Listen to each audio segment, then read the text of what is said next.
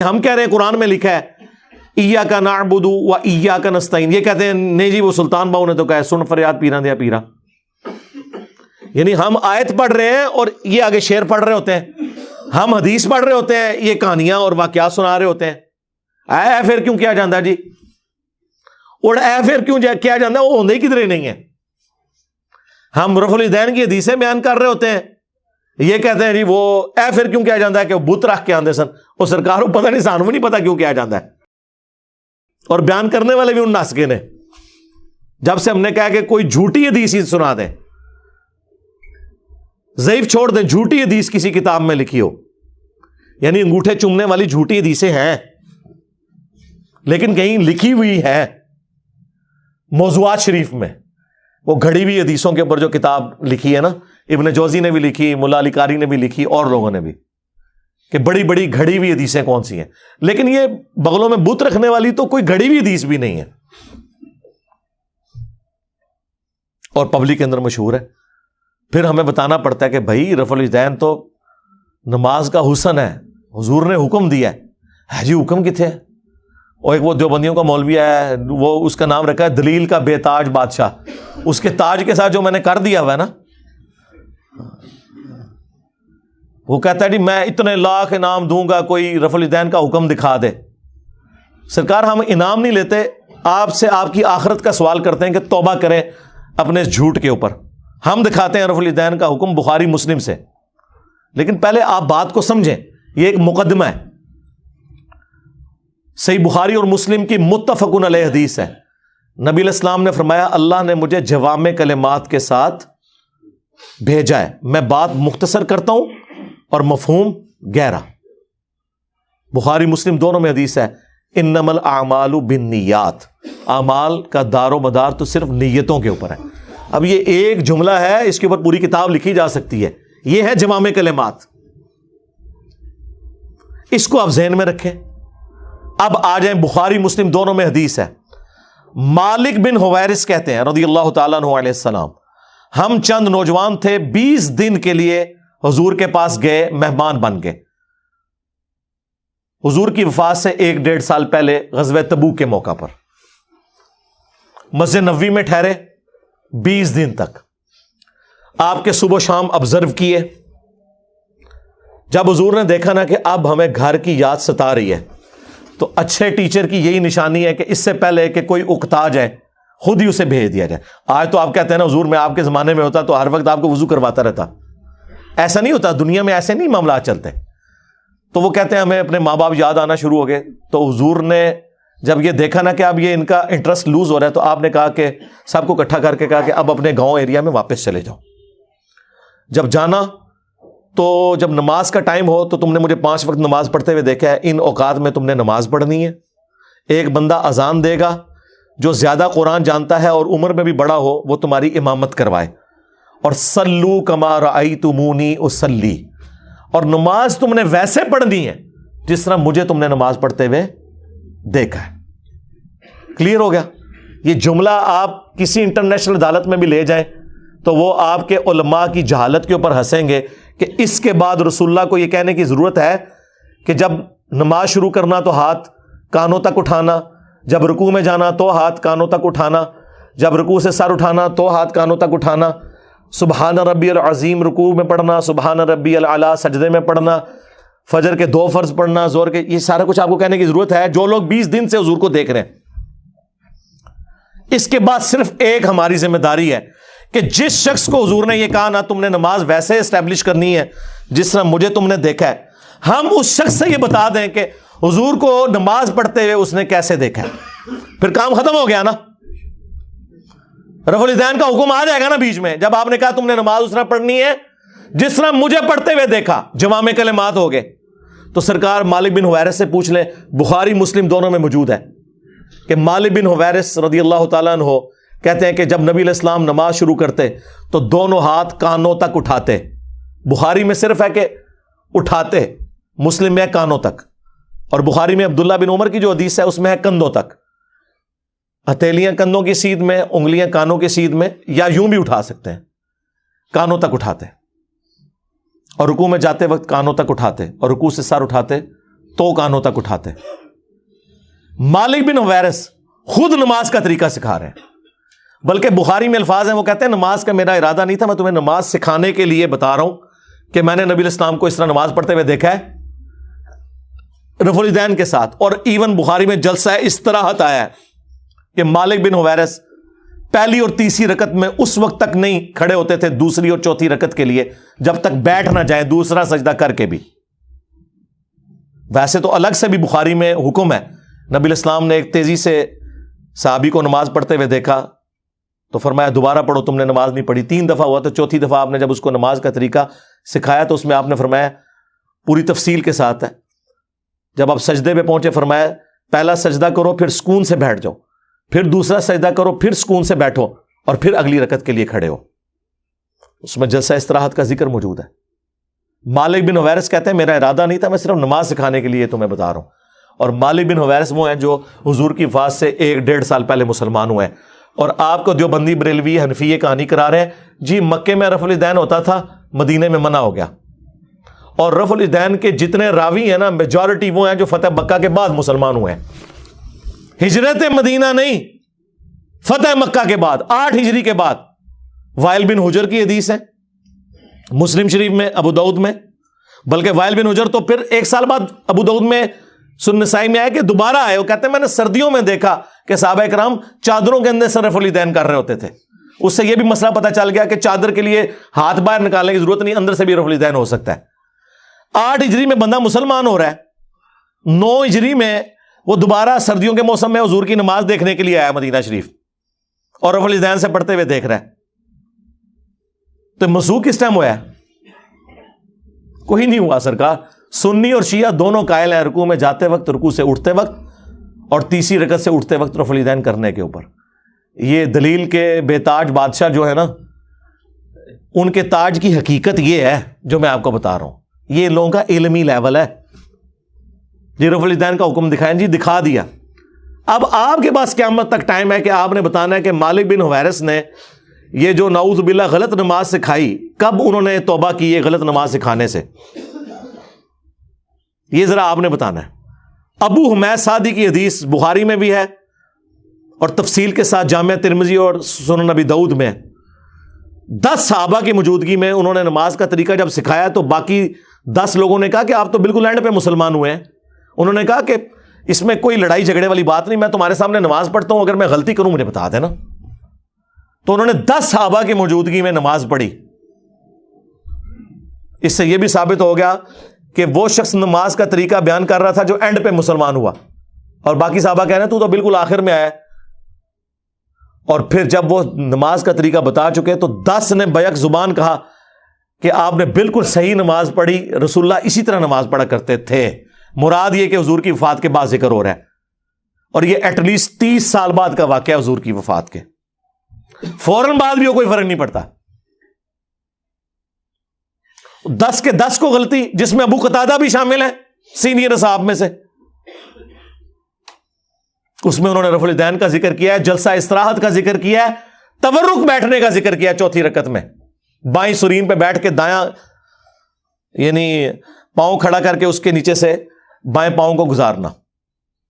اور ابو داؤد میں تو الفاظ ہیں کہ جب نبی علیہ السلام نماز کا ارادہ کرتے تو نبی علیہ السلام قبلہ رخ کھڑے ہوتے اور اپنے ہاتھوں کو کندھوں تک بلند کرتے, یہاں تک کہ ہر ہڈی اپنی جگہ پر جب واپس آ جاتی پھر آپ قرات شروع کرتے.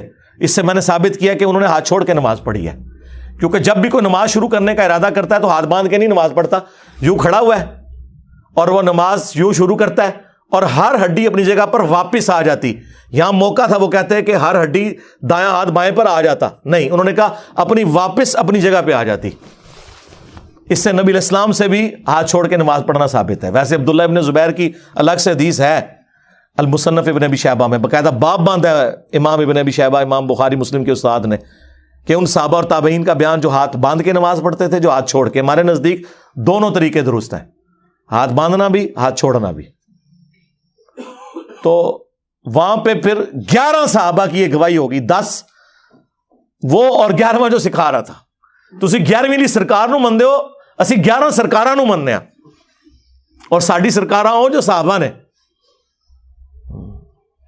جی رفع الیدین کا حکم دکھا دیا، جی دکھا دیا ہے، اور آپ رفع الیدین کا مذاق جو اڑاتے ہیں، اللہ سے ڈر جائیں۔ گھوڑوں کے دموں کے ساتھ اسے تشبیہ دیتے ہیں۔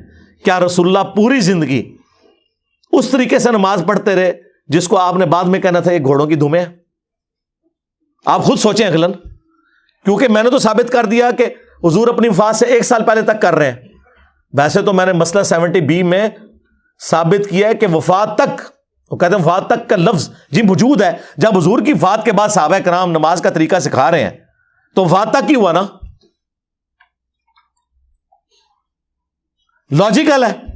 یہ تو نہیں کہ منسوخ شدہ طریقہ انہوں نے سکھانا تھا۔ باقی تفصیل وہ دیکھ لیں، 2.25 گھنٹے کا لیکچر ہے۔ ان کے 8 دھوکوں کے جو میں نے جواب دیے ہیں جی، بغلوں میں بت رکھ کے آتے تھے، ٹھیک ہے جی، گھوڑوں کی دموں والی روایت مسلم شریف سے آؤٹ آف کانٹیکسٹ، جابر بن سمرہ والی شریر گھوڑوں کی دمیں، وہ 4 روایتیں اکٹھی ہیں، اس میں باقاعدہ موجود ہے کہ وہ سلام پھیرتے وقت زانوں سے ہاتھوں کو اٹھاتے تھے۔ وہ کہتے ہیں نہیں، ایک روایت میں اس کے بغیر ذکر ہے۔ سرکار یہ حدیث ابو داؤد میں بھی ہے، سنن نسائی میں بھی ہے، باقاعدہ اس کے اوپر اماموں نے باب باندھے ہوئے ہیں کہ یہ حدیث کس سے متعلق ہے، آپ کے رد کے اوپر کہ سلام پھیرتے وقت۔ امام نووی نے بھی مسلم کے باب کے اوپر یہ لکھا ہوا ہے۔ اس سے بڑھ کر امام بخاری نے جز رفع الیدین میں لکھا ہے کہ جو گھوڑوں کی دموں والی حدیث رفع الیدین پہ لگاتے ہیں انہیں ڈرنا چاہیے کہ اللہ کا عذاب نہ ان پر آ جائے۔ سورہ نور کی آیت کوٹ کی کہ رسول اللہ کے ساتھ دشمنی کر رہے ہیں، یہ سنت کا مذاق اڑا رہے ہیں۔ اور جز رفع الیدین پہ جو میں نے ویڈیو ریکارڈ کرائی ہے، جو کچھ امام بخاری نے ان کی طبیعت صاف کی ہوئی ہے، وہ 70B مسئلہ آپ ضرور دیکھیں۔ رفع الیدین سے متعلق فرقہ وارانہ نظریات کا تحقیقی جائزہ، اس میں ان کے آپ کو جھوٹ پتہ چلیں گے کہ یہ جھوٹ کی بنیاد پہ کھڑے ہیں۔ اور ہم تو بڑے خوش ہوتے ہیں کوئی گھوڑوں کی دموں والی حدیث بتا دے، بت رکھنے والی جھوٹی بات خود گھڑی بھی بتا دے، ہم پھر کہتے ہیں آپ کو بتائیں گے۔ بلکہ اس سے بڑھ کر میں G10 میں رہتا تھا، یہ میں بات کر رہا ہوں 2008-9 کی، 8 سے آلموسٹ کوئی 14-15 سال پہلے۔ ہمارے قریبی دوست تھے، وہ کٹر بریلوی تھے، ہم بھی اس زمانے میں بریلوی تھے۔ میرے ساتھ وہ اعتکاف بیٹھے G10 کی مسجد میں، G10-4 میں۔ جب میں ریورٹ ہوا تو وہ بھی تحقیق میں پڑ گئے، وہ وہیں کے رہنے والے تھے۔ جب تحقیق میں پڑھے تو ہمارے گھر کے قریب ایک دیوبندیوں کی مسجد بھی تھے، کبھی ہم نماز وہاں پڑھتے رفع الیدین سے شروع کر دی۔ لیکن نماز میں آپ کو پتہ سب کے پیچھے پڑھتا ہوں، ایک نماز دیوبندیوں کے پیچھے پڑھتے تھے، فجر کی اہل حدیث کے پیچھے پڑھتے تھے، مغرب عشاء کی کبھی بریلویوں کے پیچھے، کبھی دیوبند کے پیچھے۔ وہاں کے مفتی کو کھٹکا لگ گیا، اس نے کہا چلو یہ تو گمراہ ہوئے ہیں، یہ تو آؤٹ سائڈر ہیں۔ جو G10 کا رہنے والا ہے نا بندہ، جس کا اپنا ذاتی گھر تھا وہاں پہ جدی پشتی، جو ان کا دوست ہے، اس کو تو ہم قائل کریں۔ اس نے ایک کتابچہ دے دیا اسے، رفع الیدین کے خلاف نہ، کہ نماز کا حنفی طریقہ صحیح ہے۔ وہ کتابچہ میرے پاس لے کے آیا، میں نے کہا بہت اچھی بات ہے، مطلب وہ جب میں نے کتاب پڑھی تو میں تو خوشی سے پھولے نہ سماؤں۔ اس نے پہلی حدیث پتہ کیا لکھی ہوئی؟ کانوں تک ہاتھ اٹھانے کا ثبوت، تو کانوں تک تو ہم بھی اٹھاتے ہیں الحمدللہ، لیکن حدیث لکھی مالک بن حویرث والی مسلم شریف سے، اور حدیث لکھی کہ مالک بن حویرث کہتے ہیں کہ میں نے نبی علیہ السلام کو دیکھا کہ جب نماز شروع کرتے تو دونوں ہاتھ کانوں تک اٹھاتے۔ میرا دل کرے میں تو لڈیاں پاواں، ہاں میں کہ ایتھے ہی رک جا کے تو کتاب ٹرنی نہیں۔ یہ حدیث میں نے کہا میں اوریجنل نہ دیوبند اور بریلویوں کی کتاب مسلم شریف جو ترجمے کے ساتھ ہے اس میں سے تجھے دکھاؤں گا، اور تو نے خود رفع الیدین شروع کر دینا ہے۔ کہتا کیسے؟ میں نے کہا یہ دیکھ، انہوں نے آدھی حدیث لکھی ہوئی ہے، اس کے آگے لکھا ہوا ہے جب رکوع میں جانے لگتے تو کانوں تک ہاتھ اٹھاتے، اور جب رکوع سے سر اٹھاتے تو کانوں تک ہاتھ اٹھاتے۔ یہ مالک بن حویرث بھی تمہاری پوری نماز کا طریقہ ہے، صلو کما رأیتمونی اصلی، ہمیں اور کیا چاہیے؟ اچھا وہ کتابچہ لے کے نا وہ دیوبند کے مفتی کے پاس پہنچ گیا۔ یہ ان مفتیوں کا، یہ دلیل کے جو بے تاج بادشاہوں کا علمی لیول یہ ہوتا ہے۔ وہ جب وہاں پہ پہنچا نا، اس نے کہا یہ آپ نے جو حدیث لکھی ہے یہ آپ نے مسلم شریف سے پڑھی ہے؟ اس نے کہا یہ تو بہت بڑے عالم دین کی کتاب ہے، یقیناً یہ لکھا ہوگا۔ انہوں نے کہا لکھا تو ضرور ہے، لیکن صرف اتنا نہیں لکھا ہوا، اس کے آگے تو کچھ اور بھی لکھا ہوا ہے۔ اس نے کہا یہ ہو نہیں سکتا۔ انہوں نے کہا یہ دیکھو مسلم شریف میں لکھا ہوا ہے کہ جب نماز شروع کرتے تو کانوں تک ہاتھ اٹھاتے، اور جب رکوع میں جانے لگتے تو کانوں تک ہاتھ اٹھاتے، اور جب رکوع سے سر اٹھاتے تو کانوں تک ہاتھ اٹھاتے۔ تو یہ اس نے آدھی حدیث کیوں لکھی ہے؟ اس کے بعد کوئی گنجائش رہ گئی تھی؟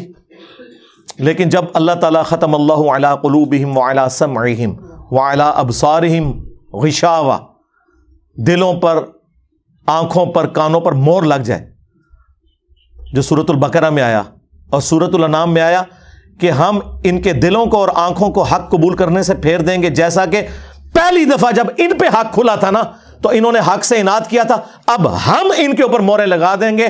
وَلَوْ أَنَّنَا نَزَّلْنَا إِلَيْهِمُ الْمَلَائِكَةَ، اور یہ اب ایسی گمراہی میں پڑ جائیں گے اگر آسمان سے فرشتے ان کے سامنے نازل ہوں اور مردے قبروں سے نکل کے انہیں یہ بتائیں نا کہ آخرت ہونے والی ہے اور قیامت کا تمام منظر ان کی آنکھوں کے سامنے آ جائے، تب بھی یہ ایمان نہیں لے کے آئیں گے، کیونکہ اللہ نے مور لگا دی ہے۔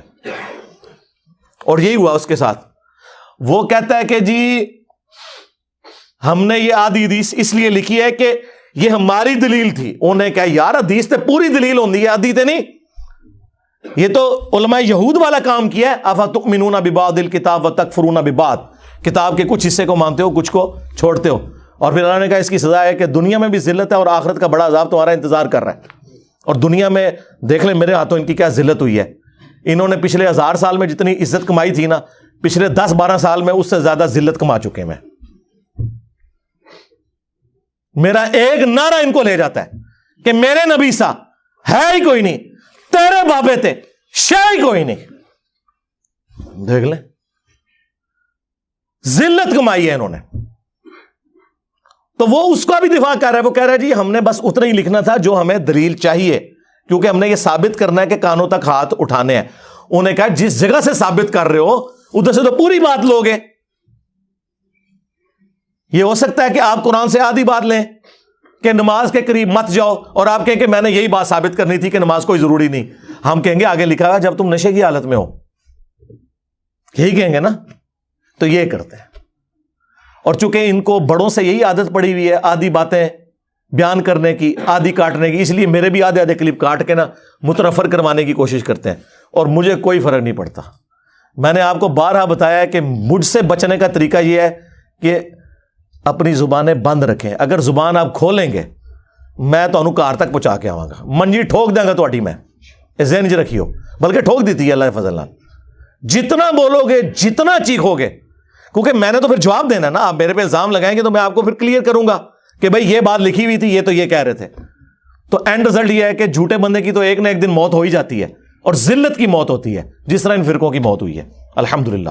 صلو علی محمد وآل محمد، اللہم صلی علی محمد وعلی آل محمد واصحاب محمد وازواج محمد وامت محمد اجمعین الی یوم الدین۔